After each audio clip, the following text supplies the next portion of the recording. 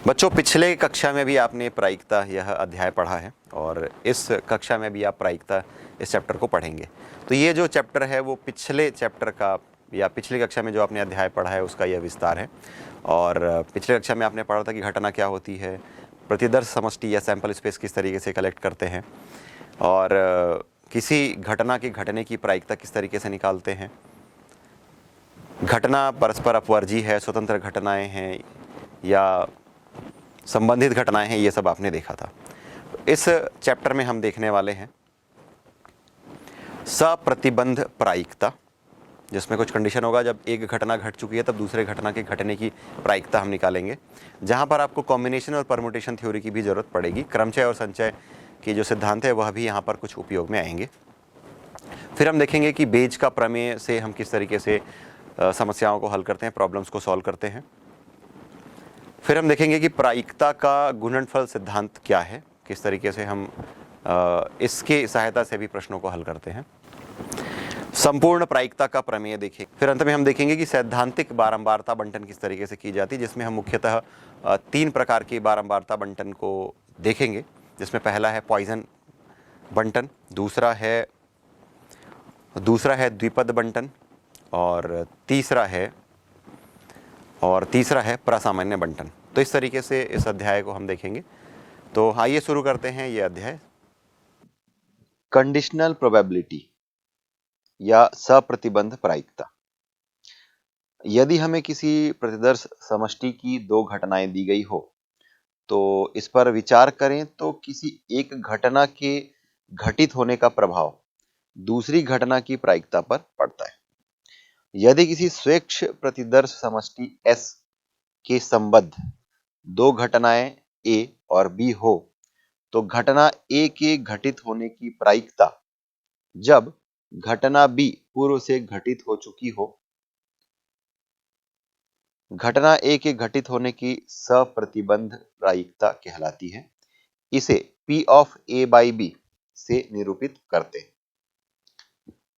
अब एग्जाम्पल के लिए हम 2 फेयर कॉइन्स सिक्के लेते हैं और उसको उछालें तो हमें सैंपल स्पेस या प्रतिदर्श समष्टि को लिखें तो हम लिखेंगे S equal to H H H T T H T T. तो जैसा कि आपको पता है कि प्रतिदर्श समष्टि ऑल पॉसिबल आउटकम्स, जो संभव आउटकम्स होते हैं उसका कलेक्शन होता है, एक सेट होता है। तो यहाँ पर अगर आप एक सिक्के को टॉस करेंगे तो एक सिक्के में H हो सकता है, दूसरे में भी H हो सकता है। पहले में अगर H हो सकता है तो दूसरे में T हो सकता है। अब पहले सिक्के में यदि टेल आता है तो दूसरे में हेड आ सकता है। पहले सिक्के में अगर टेल आता है तो दूसरे में भी टेल आ सकता है। तो इस तरीके से 4 एलिमेंट होंगे इस सैंपल स्पेस पर। अब चूंकि सिक्के जो है वो फेयर हैं तो प्रत्येक प्रतिदर्श समष्टि के बिंदु की जो प्रायिकता होगी वह समान होगी, जो कि 1/4 है। अब माना A घटना जो है यह न्यूनतम एक हेड आना है और B घटना जो है पहले सिक्के पर टेल का आना है, इसको निरूपित करता है। तब हम लिखेंगे A equal to H H H T और टी एच। माना कि ये इक्वेशन 1 है और B equal to T H और टी टी। घटना A के घटित होने की प्रायिकता को हम लिखेंगे P of A is equal to P of H H plus P of H T plus P of T H. इन तीनों घटनाओं पर हमें घटना A मिल रहा है जिसपे कि एक हेड आ रहा है। तो इस तरीके से पहले घटना की प्रायिकता 1/4, दूसरे घटना की प्रायिकता भी 1/4 और तीसरे घटना की भी प्रायिकता 1/4। तो तीनों को हम अगर योग कर देते हैं तो मिलता है P of A is equal to 3/4। और घटना B के घटित होने की प्रायिकता को हम लिखेंगे P of B is equal to probability of TH और P ऑफ TT। ये 2 केसेस हैं जिस पर हमें घटना B के लिए फेवरेबल केसेस है। तो इस तरीके से हम लिखेंगे P by B is equal to 1/4 plus 1/4, solve करने पर मिल जाएगा 2/4, अगेन सॉल्व करेंगे तो मिल जाएगा 1/2। तो इस तरीके से हम देख सकते हैं कि A और B दोनों घटना का जो इंटरसेक्शन है वो एक एलिमेंट है TH। तो probability of A intersection B ये भी होगा 1/4। यहां पर A यूनियन B हमें मिल रहा है HH, HT, TH और TT। जैसा कि आपने सेट थ्योरी में पढ़ रखा है, ये P of A union B अगर हम कैलकुलेट करते हैं तो यहाँ पर प्रोबेबिलिटी के केस में चारों जो एलिमेंट है उनके आने की प्रोबेबिलिटी का सम कर देंगे, योग कर देंगे। तो आपको मिल रहा है P of A union B is equal to 1/4 plus 1/4 plus 1/4 plus 1/4। तो ये 4 बार आया तो ये 4/4 हो जाएगा 1। तो इस तरीके से मिल रहा है probability of A union B is equal to 1। माना कि ये समीकरण 8 है। अब दूसरा, probability of A union B, अगर हम सेट थ्योरी कंसेप्ट यूज करें तो probability of A union B is equal to probability of A plus probability of B minus probability of A intersection B। तो ये हम अप्लाई करके देखते हैं।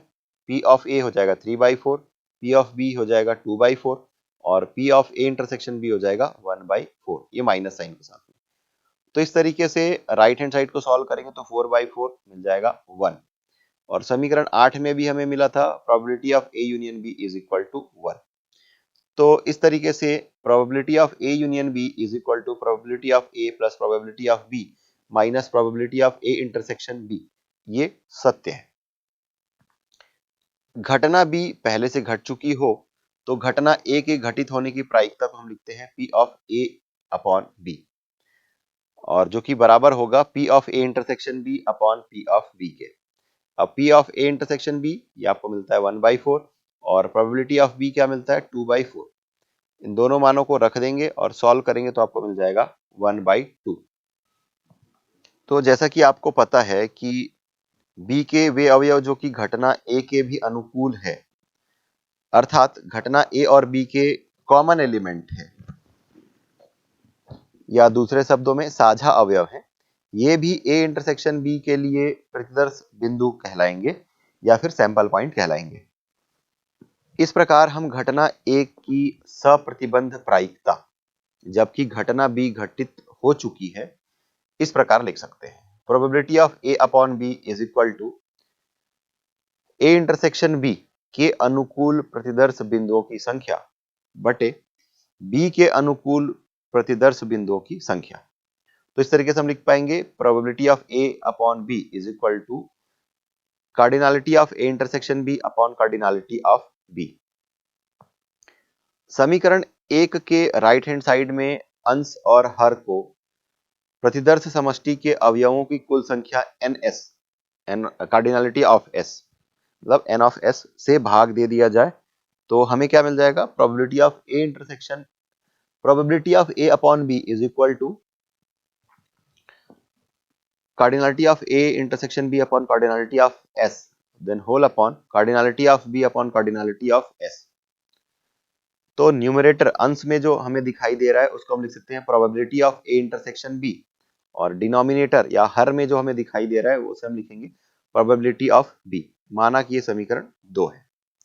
तो समीकरण 2 तभी सत्य है जब probability of B is not equal to 0 होगा, अर्थात B जो है वो रिक्त समुच्चय नहीं होगा। तो इस प्रकार हम परिभाषित कर सकते हैं कि यदि A और B किसी यादृच्छिक परीक्षण के प्रतिदर्श समष्टि से संलग्न दो घटनाएं इस प्रकार हैं कि B के घटित होने की सूचना पर A की प्रायिकता इस सूत्र से ज्ञात कर सकते हैं। Probability of A upon B is equal to probability of A intersection B upon probability of B, जहां पर probability of B not equal to 0 होगा, अर्थात B रिक्त समुच्चय ना हो। प्रश्न दिया गया है कि यदि P of A probability of A ये है 1/2, प्रोबेबिलिटी ऑफ B 1/3 है तथा probability of A intersection B ये है 1/4 हो तो निम्न के मान ज्ञात कीजिए। पहला है P of A by B, दूसरा है P of B by A, और तीसरा है P of A union B। ये तीनों हमें ज्ञात करना है। तो ये सिंपल सा है कि इसके फार्मूले अगर आपको पता है, कि ये कंसेप्ट पता है, तो आप क्वेश्चन को डायरेक्ट सॉल्व कर सकते हो। तो ये होता है P of A by B, जो होता है ये होता है P of A intersection B और अपॉन P ऑफ B, ये जो दिया हुआ है। तो probability of A intersection B है 1/4, ये 1/4 अपॉन P ऑफ B ये है 1/3, ये हो जाएगा 1/4 और ये 1/3, सॉल्व करने पर मिल रहा है 3/4। तो ये इसका आंसर है। दूसरा है P of B by A, तो अगेन A इंटरसेक्शन B लिखिए या B इंटरसेक्शन A लिखिए, आपको सॉल्यूशन वही मिलना है। तो ये हो जाएगा P of A intersection B upon P of A। तो P of A intersection B ये हो जाएगा 1/4 और P ऑफ A क्वेश्चन में दिया हुआ है 1/2, तो ये हो जाएगा 1/4 और ये 1/2, सॉल्व करने पर मिल जाएगा 1/2। और इसमें तीसरा दिया हुआ है probability of A union B, तो ये होता है probability of A plus probability of B minus probability of A intersection B। Value put करिए, P of A that is 1/2, P of B that is 1/3, और इसको सॉल्व करेंगे मिल जाएगा ये 1/4। सॉल्व करेंगे लघुत्तम समापवर्ती या LCM लेंगे, ये आएगा 12, तो ये आ जाएगा 6, ये आ जाएगा 4 और ये आ जाएगा 3। तो 6 और 4 10, 10 में 3 घटाए 7, ये मिल गया 7/12। तो ये इसके लिए सॉल्यूशन है जो कि हमें पूछा गया था। इसी तरीके से डायरेक्ट फार्मूलेटेड क्वेश्चंस आप यहाँ से इसको सॉल्व कर सकते हैं। प्रश्न दिया गया है कि एक पासा 2 बार फेंका जाता है, इनके ऊपरी फलक पर आए अंकों का योग 6 आता है। प्रतिबंधी प्रायिकता ज्ञात कीजिए कि अंक 4 कम से कम एक बार आए। तो इसके लिए हम हल करते हैं। तो पहला हम उस घटना को नाम देंगे कि माना A वह घटना है जिसमें संख्या 4 कम से कम एक बार आता है, जबकि एक पासा 2 बार फेंका जाता है।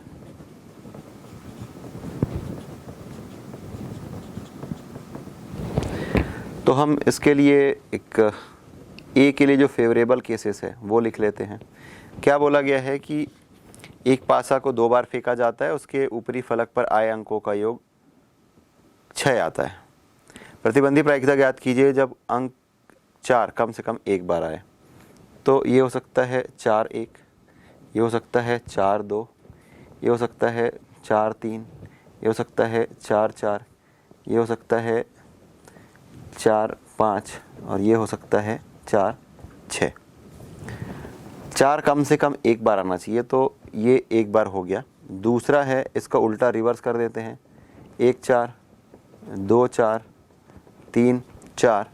अब 4-4 को नहीं लेंगे क्योंकि 4-4 और 4-4 ये एक बार आ गया सेट में, हम एलिमेंट्स को रिपीटेशन नहीं करते। और ये 4-5 का हम उल्टा लिख देंगे 5-4 और 4-6 का उल्टा लिख देंगे 6-4। तो इस प्रकार इस सेट ए की जो कार्डिनलिटी है वो गिन लेते हैं, 1 2 3 4 5 6 7 8 9 10 11। तो कुल इसमें 11 अवयव हैं। अब क्या बोला गया है कि एक पासा 2 बार फेंकने पर संख्याओं का योग 6 आता है। तो एक पासा को 2 बार फेंकने पर संख्याओं का योग 6 आता है।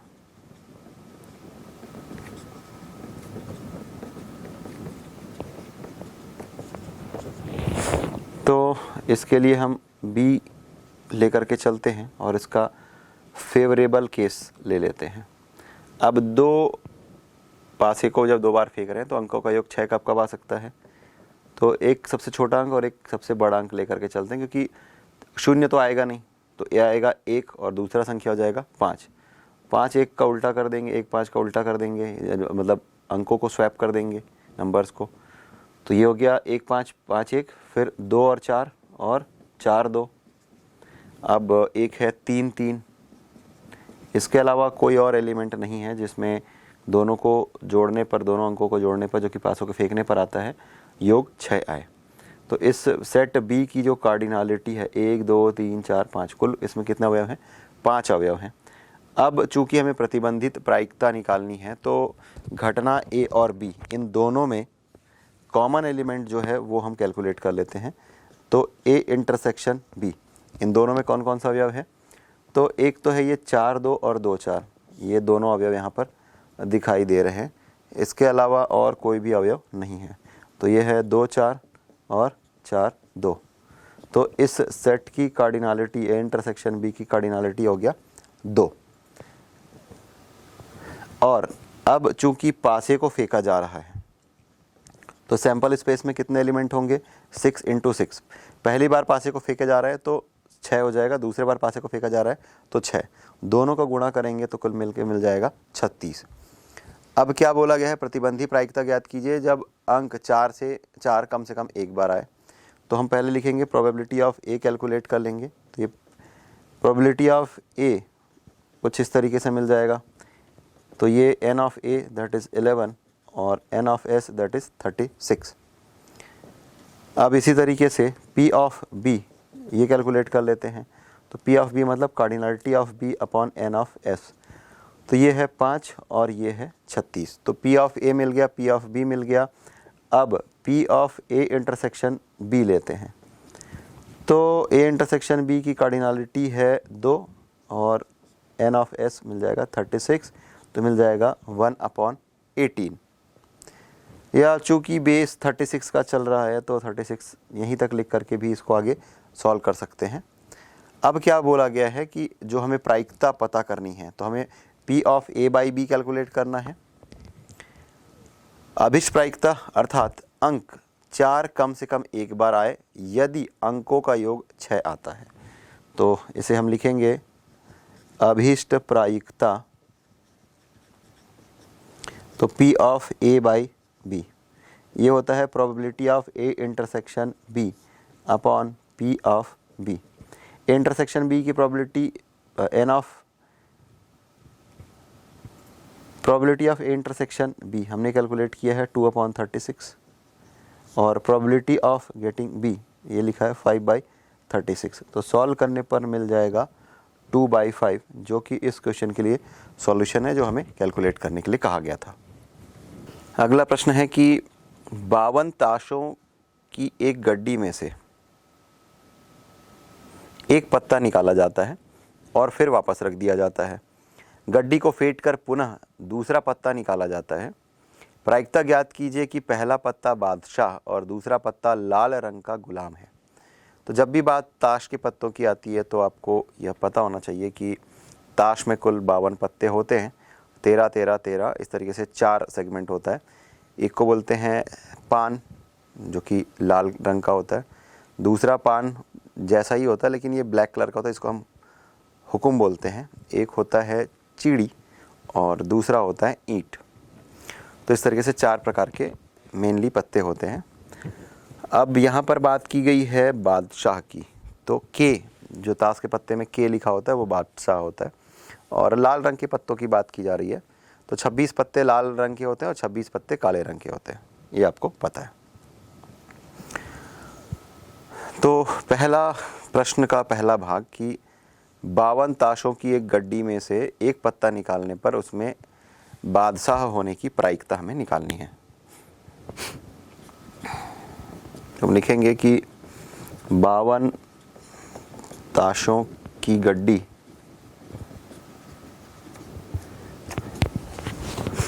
से एक पत्ता निकालने पर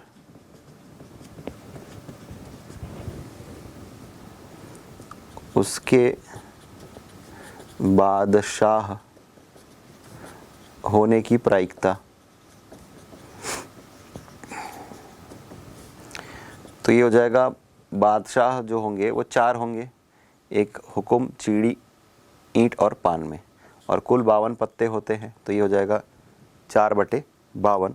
सरल करेंगे तो मिल जाएगा 1/13। दूसरा कहा गया कि पत्ते को फेंटने के बाद, उस पत्ते को रखकर पुनः फेंटने के बाद एक पत्ता निकालते हैं, तो लाल रंग का गुलाम होने की प्रायिकता ज्ञात करनी है। तो लिखेंगे कि पत्ते को वापस रखकर पुनः फेंट कर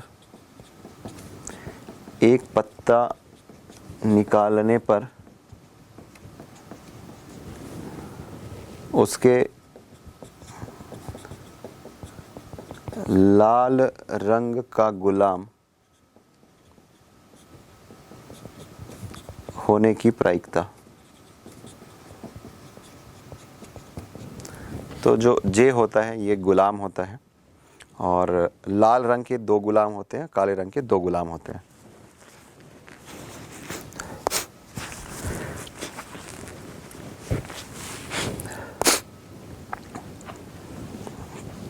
तो इसकी प्रायिकता हो जाएगी 2/52। सरल करेंगे तो मिल जाएगा 1/26। अब चूंकि उपर्युक्त घटना स्वतंत्र घटनाएं हैं, दोनों में कुछ भी उभयनिष्ठ नहीं है, तो इसलिए जो प्रायिकता पूछी गई है तो हम इसको लिखेंगे अतः अभिष्ट प्रायिकता, दोनों की प्रायिकताओं का हम गुणनफल ले लेंगे। तो ये 1/13 और 1/26 सरल करेंगे तो मिल जाएगा 1/338, और यही प्रश्न में पूछा गया था। प्रायिकता गुणन नियम। प्रायिकता गुणन नियम, मल्टीप्लिकेशन थ्योरम ऑन प्रोबेबिलिटी। माना कि ए और बी एक प्रतिदर्श समष्टि एस की 2 घटनाएं हैं। मतलब ये कि एक सैंपल स्पेस है, उसमें 2 इवेंट है, एक है ए और दूसरा बी। अब ये हम कह सकते हैं कि समुच्चय ए इंटरसेक्शन बी दोनों घटनाओं ए और बी के घटित होने को निरूपित करता है। अर्थात ए इंटरसेक्शन बी घटनाओं ए और बी के युगपत घटित होने को निरूपित करता है। सिंपल सा मतलब है कि अगर 2 सेट ए और बी है और ए इंटरसेक्शन बी, वो उसमें एक ऐसे अवयव होते हैं जो कि ए में भी शामिल होते हैं और वो बी में भी शामिल होते हैं।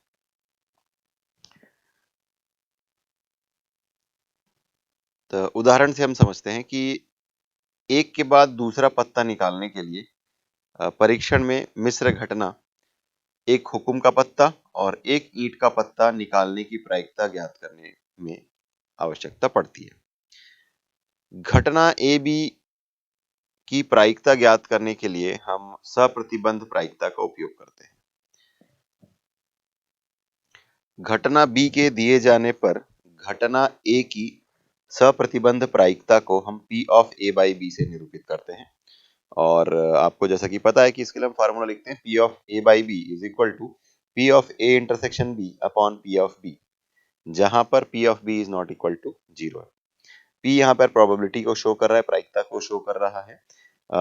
P of A intersection B का मतलब है A और B में जो अवयव हैं उसके घटने या उसके आने की प्रायिकता, और P ऑफ B का मतलब है घटना B के घटने की प्रायिकता। अब हम क्या करेंगे, इसमें हम तिर्यक गुणा कर देते हैं। P ऑफ B जो कि हर में है, डिनोमिनेटर में, उसको राइट में लेफ्ट में ले जाकर के न्यूमिनेटर में मल्टीप्लाई कर देते हैं, तो हमें मिल जाएगा P of A by B into P of B is equal to P of A intersection B। अब जो हमने राइट में लिखा है उसको लेफ्ट में लिख लेते हैं, और जो लेफ्ट में है उसको राइट में, तो हमें मिल जाएगा P of A intersection B या probability of A intersection B is equal to probability of A upon B या P of A by B into P of B। इसे हम समीकरण 1 नाम देते हैं। और इसी तरीके से हम P of B by A निकालते हैं, तो लिखेंगे कि P of B by A is equal to P of B intersection A upon P of A। पुनः वही प्रक्रिया जो पिछले में हमने उपयोग किया था कि P ऑफ A को हम तिर्यक गुणा कर देंगे, तो मिल जाएगा P of B by A into P of A that is equal to P of A intersection B। तो A इंटरसेक्शन B और B इंटरसेक्शन A ये दोनों इक्वल होता है। सेट थ्योरी का कंसेप्ट है, आपको ये पता होगा। तो इस तरीके से हम जो राइट में डेटा है अगेन उसको लेफ्ट में लिख लेंगे कि हमें मिल जाएगा P of A intersection B is equal to P of B by A into P of A। समीकरण 1 और ये अभी जो हमने बोला ये समीकरण 2। समीकरण 1 और 2 दोनों में probability of A intersection B है लेफ्ट हैंड साइड, तो ऑब्वियस सी बात है राइट हैंड साइड भी इक्वल होगा। तो इस तरीके से हम लिख सकते हैं समीकरण 1 और 2 से कि probability of A intersection B is equal to probability of A by B into probability of B is equal to probability of B by A into probability of A या P ऑफ A। प्रश्न है कि दो रिक्त स्थानों के लिए राम व श्याम दो उम्मीदवार हैं। राम के चुने जाने की प्रायिकता 1/3 तथा श्याम के चुने जाने की प्रायिकता 1/5 है। निम्न की प्रायिकता ज्ञात कीजिए। पहला, कोई एक चुना जाए। दूसरा प्रश्न, कोई भी चुना ना जाए। तीसरा, कम से कम एक चुना जाए। और चौथा, दोनों चुने जाए। तो पहले जो दो प्रायिकता दी गई है वो लिख लेते हैं। राम के चुने जाने की प्रायिकता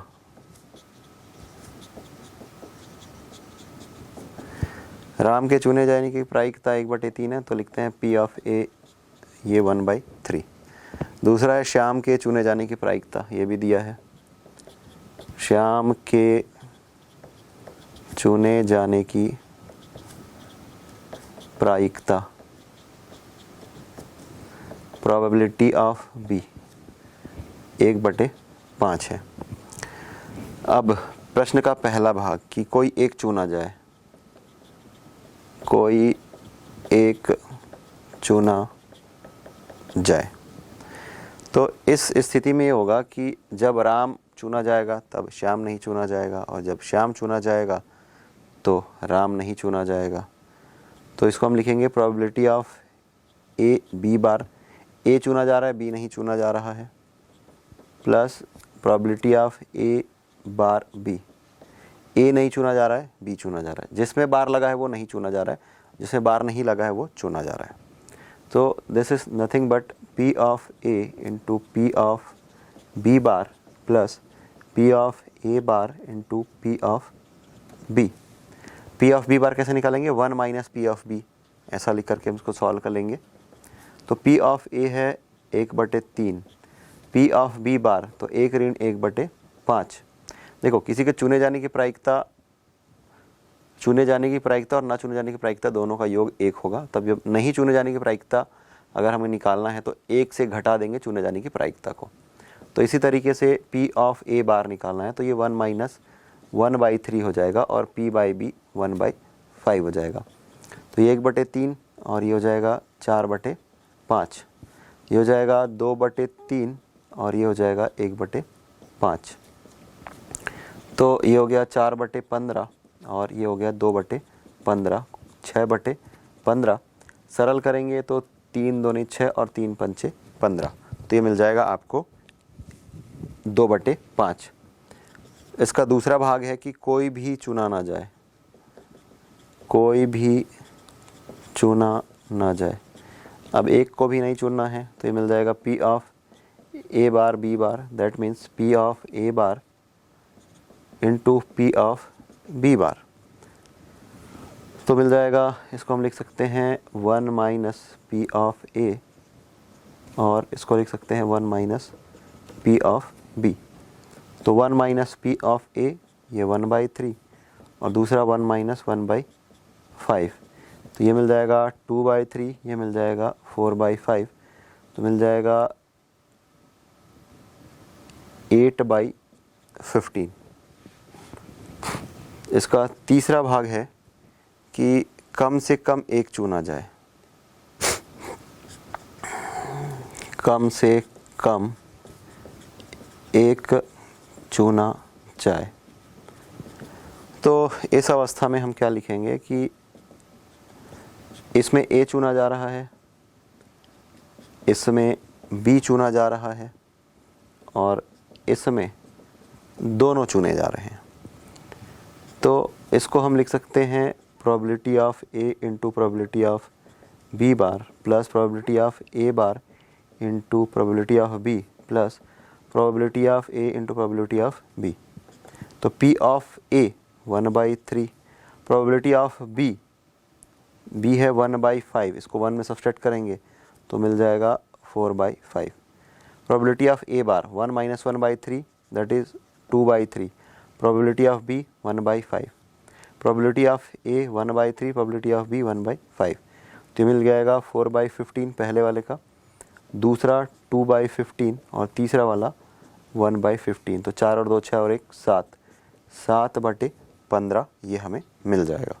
और इसमें चौथा पूछा है कि दोनों चुने जाएं, दोनों चुने जाएं, तो ये हम लिखेंगे P ऑफ AB मतलब P of A into P of B, दोनों को मल्टीप्लाई कर दीजिए 1/3 इंटू 1/5 तो मिल जाएगा 1/15। और यही 4 प्रायिकता हमें निकालने के लिए कहा गया था।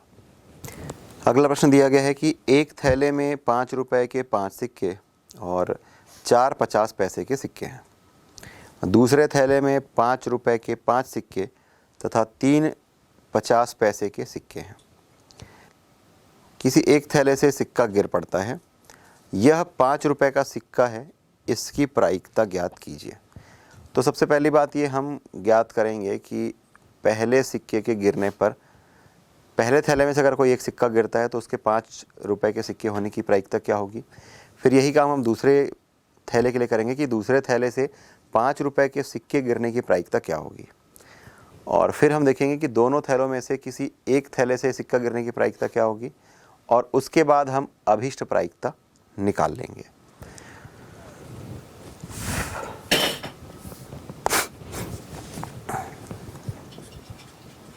तो चलिए हल करते हैं। तो पहले थैले में 5 रुपये के 5 सिक्के, 50 पैसे के 4 सिक्के।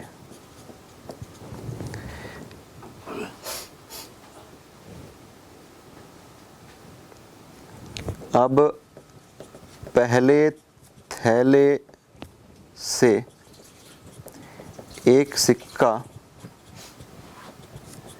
सिक्के गिरने पर उसके 5 रुपये के सिक्के होने की प्रायिकता,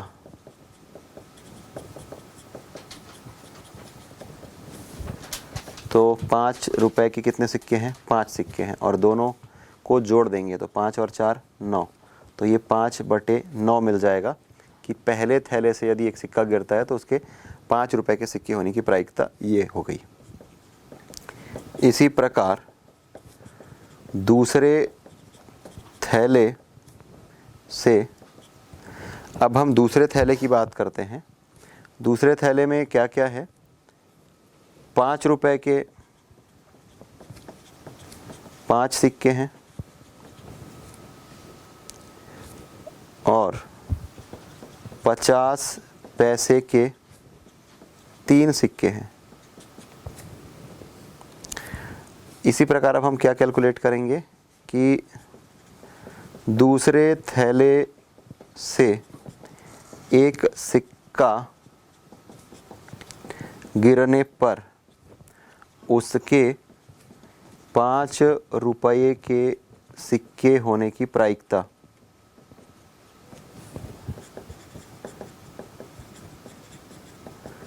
तो कुल कितने सिक्के हैं, 8 सिक्के। 5 रुपये कितने सिक्के हैं, 5, तो ये आपको मिल गया 5/8।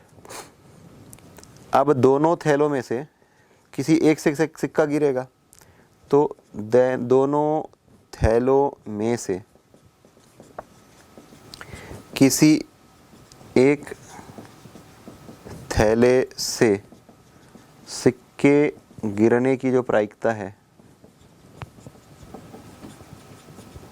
तो ये हो जाएगी 1/2, क्योंकि 2 थैले हैं तो किसी में से एक से गिरना है, तो 1/2 ये प्रायिकता हो गई। और हमें जो प्रायिकता पूछी गई है कि दोनों थैलों में से अगर कोई सिक्का गिरता है तो 5 रुपए के सिक्के होने की प्रायिकता क्या है, तो ये हो जाएगा 1/2 पहला वाला थैला सेलेक्ट किया गया है और उसमें से 5 रुपए के सिक्के होने की प्रायिकता ये हो गई। इसी तरीके से दूसरा थैला है वो उसका सिलेक्शन होता है और उसमें से 5 रुपए के सिक्के होने की प्रायिकता ये हो गई। दोनों के दोनों जो घटनाएं हैं परस्पर अपवर्जी घटनाएं हैं, स्वतंत्र घटनाएं आप ऐसा कह सकते हैं। इसको सॉल्व कर लेते हैं। ये हो जाएगा 5/18 और ये हो जाएगा 5/16। इसको सॉल्व करेंगे, एलसीएम लेंगे, मिल जाएगा 144 और ये होगा 40 और ये होगा 45 और सरल जब करेंगे तो मिल जाएगा 85/144। तो ये वो प्रायिकता है जो कि हमें ज्ञात करना था। अगला प्रश्न ये है कि 3 सिक्के एक साथ उछाले जाते हैं, प्रत्येक में पुच्छ या टेल ऊपर आने की प्रायिकता ज्ञात कीजिए यदि, पहला प्रश्न, उनमें से एक सिक्का में पुच्छ आता है, दूसरा प्रश्न, उनमें से 2 सिक्कों में पुच्छ आता है और तीसरा प्रश्न, कम से कम 2 सिक्कों में शीर्ष या हेड आता है। यह हमें निकालना है। और प्रश्न का चौथा भाग है, अधिक से अधिक एक सिक्का में से हेड या शीर्ष आता है। तो पहली बात ये कि 3 सिक्के फेंके जा रहे हैं या 3 सिक्कों को उछाला जा रहा है, तो उसके लिए हम सैंपल स्पेस के एलिमेंट लिख लेते हैं, प्रतिदर्श समष्टि लिख लेते हैं। दिया हुआ है कि 3 सिक्के उछाले जाते हैं,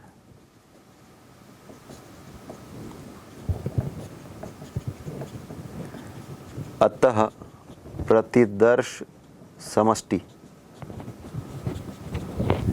सैंपल स्पेस S। तो इसको हम कुछ इसी तरीके से फार्मूलेट कर लेते हैं कि 3 सिक्के उछाले जा रहे हैं तो 2 × 2 × 2, तो कुल मिलाकर के 8 ऐसी संभावनाएं बनेंगी।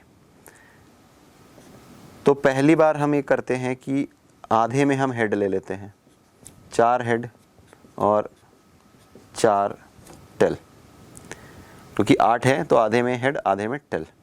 फिर 2-2 हेड 2-2 टेल, 2-2 हेड और 2-2 टेल। उसके बाद 1 head 1 tail, 1 head 1 tail, 1 head 1 tail, 1 head और 1 टेल।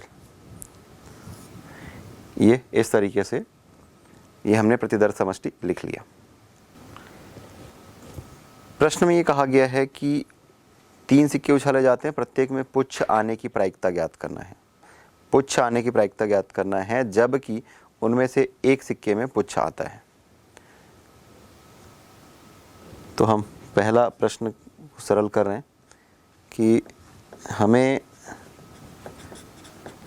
प्रत्येक में पुच्छ या टेल ऊपर आने की प्रायिकता ज्ञात करना है।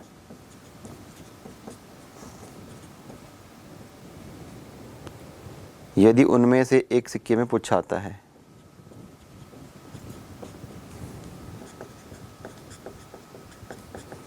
एक सिक्के में पुच्छ या टेल आता है, तो यदि हम A को लिखें, प्रत्येक में पुच्छ आना,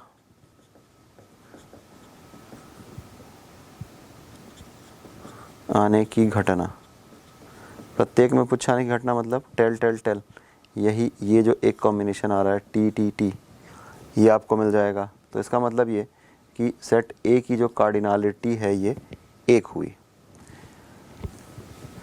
अब उसका जो दूसरा पार्ट था कि उनमें से एक सिक्के में पुच्छ आता है, तो उसको हम सेट B लेकर के चलते हैं। उनमें से एक में पुच्छ आता है, तो एक में पुच्छ कहाँ कहाँ पर है?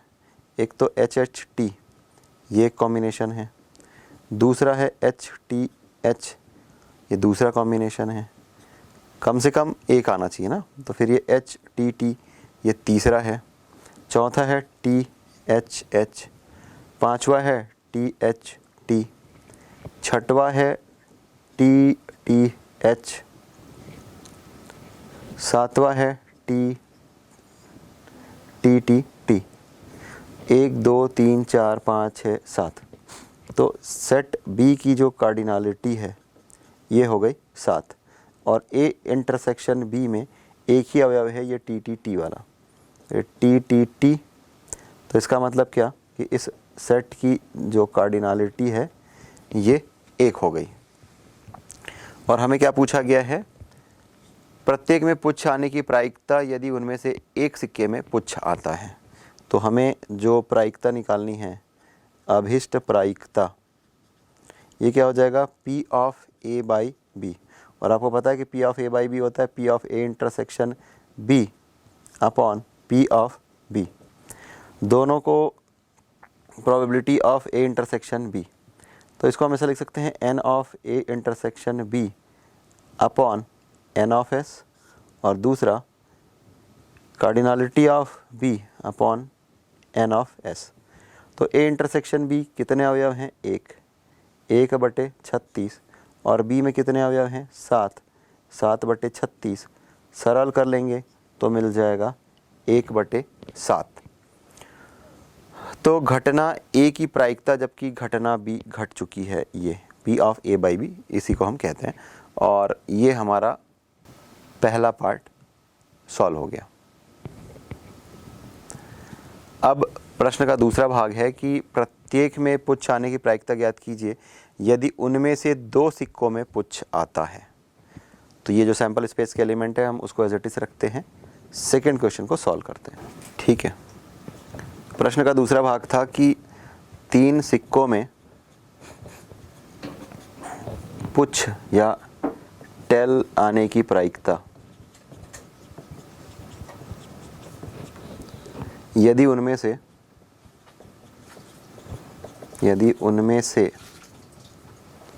2 सिक्कों में पुच्छ आता है।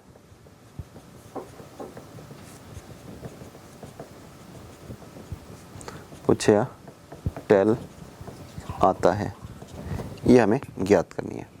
तो ये केस हमने सॉल्व कर लिया था कि A, ये जो होगा टी टी टी होगा, इसमें एक ही अवयव है, cardinality of A is equal to 1। इसका जो दूसरा भाग है इसमें लिखा है कि 2 सिक्कों में पुच्छ आता है। तो टेल 2 आने वाले जो एलिमेंट्स हैं उसको हम लिख लेते हैं। तो एक तो है एच टी टी, दूसरा है टी टी एच, तीसरा है टी एच टी, चौथा है टी टी टी। तो इस तरीके से सेट बी की जो कार्डिनलिटी है ये हो गई 4। अब इन दोनों में A इंटरसेक्शन B में जो उभयनिष्ठ है वो अवयव एक ही है टी टी टी। तो इसका मतलब ये कि A इंटरसेक्शन B की जो कार्डिनलिटी है ये हो गई 1। अब पुनः P of A by B ये हमको कैलकुलेट करना है, तो हम लिखते हैं P of A intersection B upon P of B। इसको लिखा जा सकता है cardinality of A intersection B upon cardinality of sample space upon cardinality of B upon cardinality of sample space. तो A इंटरसेक्शन B में कितने अवयव हैं, 1, और ये N ऑफ S हमने थोड़ी देर पहले देखा था, यह आता है 36। N बाई B ये है 4 और ये है 36। उसको सॉल्व करेंगे तो हमें मिल जाएगा 1/4, जो कि इस दूसरे सेगमेंट का आंसर हुआ। इसमें तीसरा प्रश्न जो है वो ये कि तीनों सिक्कों में टेल या पुच्छ आने की प्रायिकता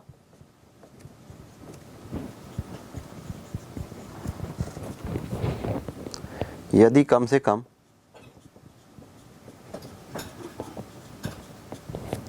2 सिक्कों में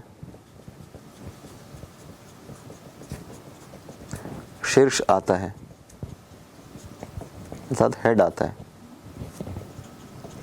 ये हमें ज्ञात करना है। तो हमने A कैलकुलेट कर लिया था, ये टी टी टी एक ही फेवरेबल केस है, तो इस सेट की जो कार्डिनलिटी हो गई ये 1 हो गई। दूसरा B सेट लेते हैं, कम से कम 2 सिक्कों में शीर्ष आना चाहिए, तो एच एच टी, इसमें 2 हेड होने ही चाहिए ना, तो इसी को हम अलग अलग लोकेट करके इस तरीके से वैरायटी बना लेंगे। या इस सैम्पल स्पेस से आप डायरेक्टली देख करके टिक आउट करके लिख सकते हैं। 1 2 3 4, तो इस सेट की कार्डिनलिटी हो गई 4।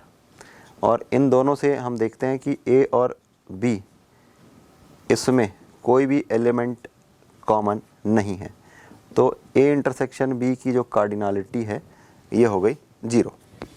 हमें क्या ज्ञात करना है? P of A by B, ये होता है P of A intersection B upon P of B। तो ये हो गया 0 upon B, that is 4/36। Ultimately आपको मिल जाएगा 0। अब इसमें एक चौथा पार्ट बच गया है, इसको यहीं पर सॉल्व कर लेते हैं। 3 सिक्कों में पूछाने की प्रायिकता ज्ञात कीजिए यदि अधिक से अधिक एक सिक्का में शीर्ष आता है। तो एक काम करते हैं, ये ए वाला जो केस है ये तो सेम टू सेम रहेगा, चलिए लिख लेते हैं। तीनों सिक्कों में टेल या पुच्छ आने की प्रायिकता यदि अधिक से अधिक एक सिक्का में शीर्ष आता है, तो ए दैट इज टी और इसकी कार्डिनलिटी हो गई 1। अब ये बोला गया है कि अधिक से अधिक एक सिक्का में शीर्ष आता है, तो मान करके चलते हैं कि वो केस बी है और ये एक केस होगा, दूसरा ये केस होगा, तीसरा TTH होगा और चौथा THT होगा। तो एक सिक्का में शीर्ष आता है, इसमें 3 है, इसमें 2 है, इसमें 2 है, इसमें 2 है, तो ये क्लियर हो गया। इस तरीके से इसकी कार्डिनलिटी अगर हम कैलकुलेट करें 1 2 3 4, ये आ गया 4। इन सब में अगर हम A इंटरसेक्शन B कैलकुलेट करें, A इंटरसेक्शन B, तो ये एक ही एलिमेंट है जो कि दोनों में उभयनिष्ठ है, तो इसकी कार्डिनलिटी हो जाएगी 1। हमें जो पूछा गया है वो है P of A by B, that is P of A intersection B upon P of B। A intersection B this is 1/36 और P बाई B 4/36, तो दोनों से 36 कैंसिल हो जाएगा और आपको मिल जाएगा 1/4। तो ये इस तरीके से इस क्वेश्चन को हमने सॉल्व किया। इस टाइप्स के और भी क्वेश्चंस आप सॉल्व कर सकते हैं।